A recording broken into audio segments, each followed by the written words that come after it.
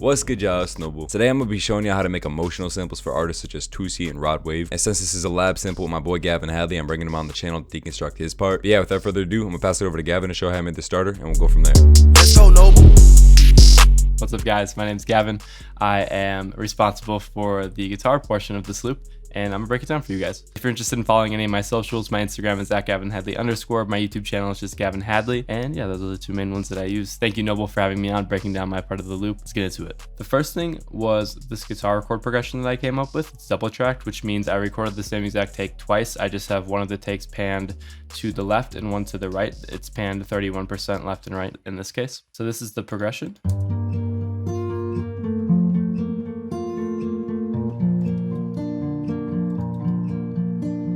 This first chord is the 9th chord, which I think sounds super cool.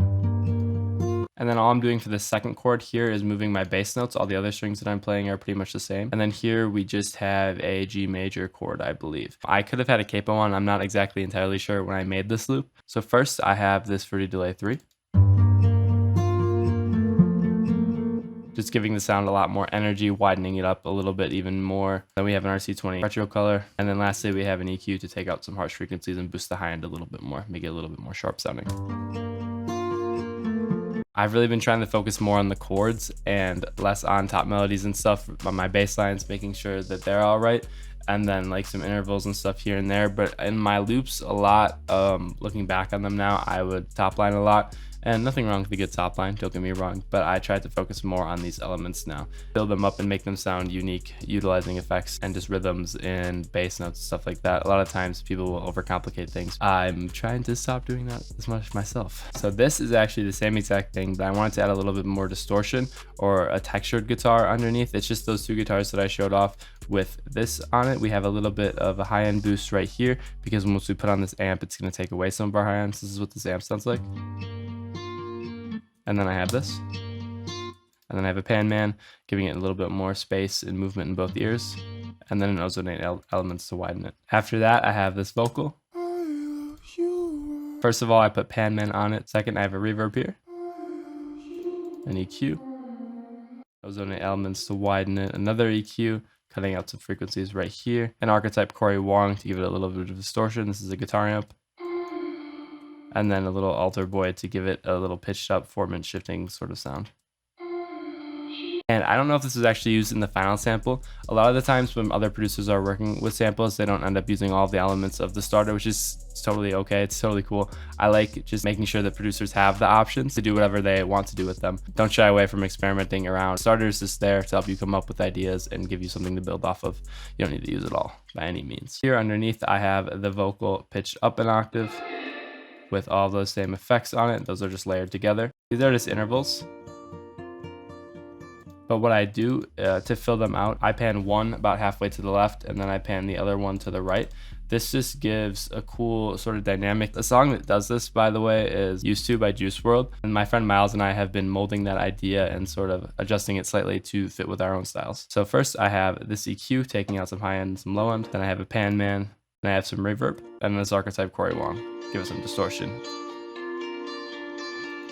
That goes on in the background the whole time. And then for the second part, I have another interval with that same effect chain. Again, just tucked in the background a little bit lower compared to the first two.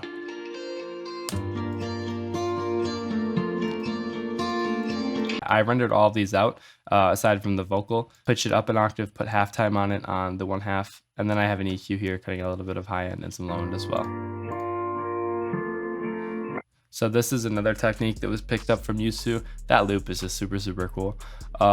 Basically, I just tuck this in the background of whatever sort of melody I came up with. It's a good way to fill up low end and give a different sort of bounce while actually not having to add any other melodies. I've been using techniques like this a lot more, just sort of working with what I already have and manipulating it as opposed to adding a bunch more layers like top lines and stuff. Those are all the guitar pieces that I did for this starter. Appreciate you again, Noble, for having me on the channel. Back to you. Alright, so like Gavin explained, when other producers use your starters, they're not necessarily going to use every part of it. And that's completely okay because everybody perceives ideas in a different way and wants to take things in different directions. So that's why when you're sending starters to other producers, make sure you always include stems. Make sure you do what Gavin did as well, which is to have 4-bar spaces in between each stem to prevent bleeding. So with everything that he added and no effects, we had this.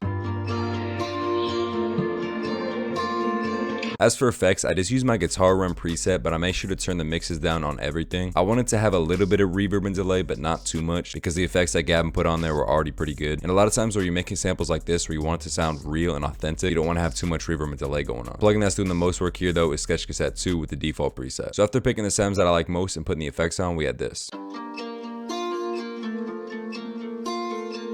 The next thing I did was decide to add my own vocals. I loaded up this preset that my boy River sent me. Now I'm not gonna hold you, we had to add a lot of effects to make them work because this is what they sounded like with nothing.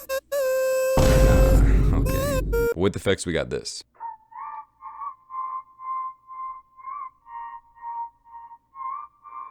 Then I also added a different section.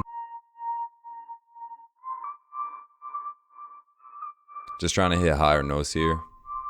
So when you're adding vocals to your loops, the most important thing to do is to take out the highs and the lows, or at least the highs or at least the lows or some frequency. Because if you keep everything, it's not going to sound right and there's not going to be room for the artist. Another thing is to have a lot of reverb and delay. Unlike a real instrument like guitar, you can really load vocals up with effects. I really drown this one in reverb using Valhalla Vintage here and also Tau reverb. Then I would also definitely use any kind of panning automation on vocals. It'll help us sound more full. So the next sound we got here is this lead.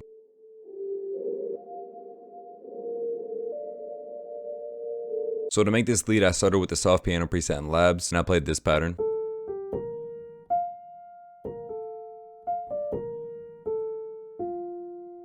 From here, I just absolutely drowned the shit in effects, and I added this sidechain preset in Gross Beat. I won't explain everything that's going on here because it's pretty much just a lot of reverb. But yeah, with effects, we got this. Render that out and add some halftime, and you get this.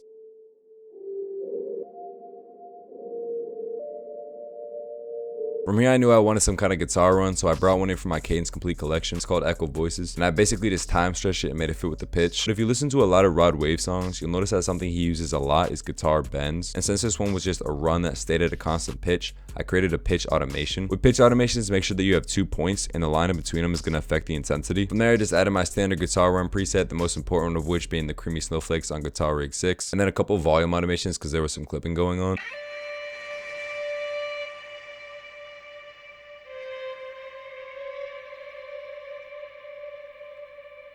Crazy. So at this point, everything was starting to come together.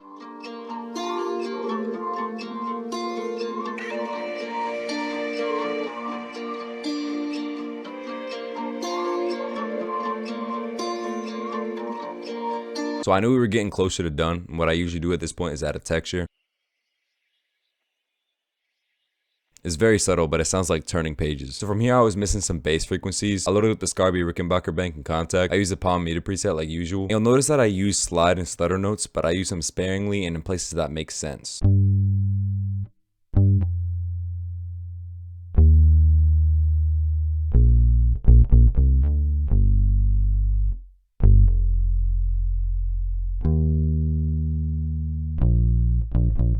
And I've said it before, but I'll say it again. The sauce with this bank is to turn the velocities down a lot. That way it doesn't sound so plastic. For effects, we just got Sketch Cassette, and I'm boosting the highs and the lows a little bit. Next thing we got here is a Neuer Felt bank in Contact. Before I even played anything, I just added a bunch of effects to give it some reverb and some high end. You can see I'm boosting it a lot here. And I just have octaves following the bass notes with altering velocities.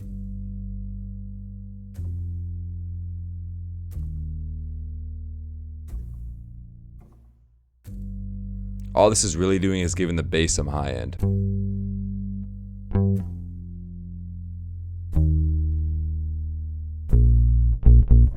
From there I went back to the same bank, but I chose a basic felt preset. I played this MIDI which sounded like shit, but then I added effects which made it sound good, so just trust the process. So here I'm bringing back that same preset from earlier. If you don't know by now, the easiest way to copy mixer presets is to right click. Then you're going to go to File, and you're going to go to Save Mixer Track State As. And from there just hold and drag onto whichever mixer track you want. But yeah, with effects we got this.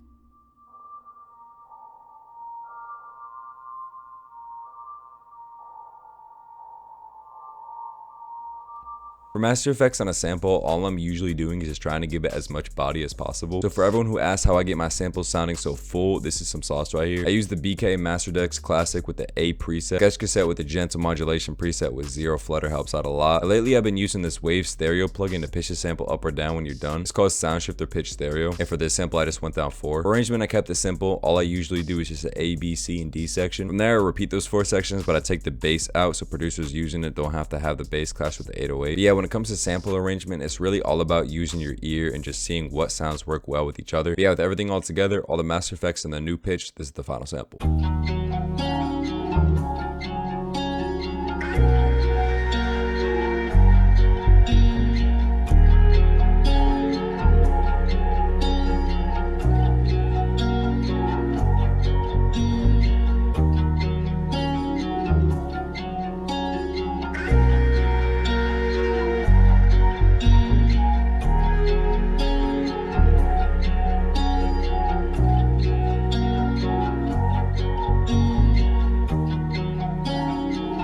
Crazy. That's gonna be about it for the video, y'all. Hope you enjoyed. If you did, make sure to subscribe and also like the video because it does help out the channel a lot. Make sure you go tap in with Gavin on his socials, which I'll have linked in the description. But yeah, man, I got a lot in the works that I can't really speak on, but just know that there's a lot of content coming. One shots, samples, collabs, videos, all that. In addition to that, we got a couple placements on the way. But yeah, man, I appreciate every single one of you. Let's try to get to 2K soon. Go follow my Instagram at proud.noble. Yeah, I'm gonna go ahead and play a beat. I'm gonna hit the sample now, so I'm out of here.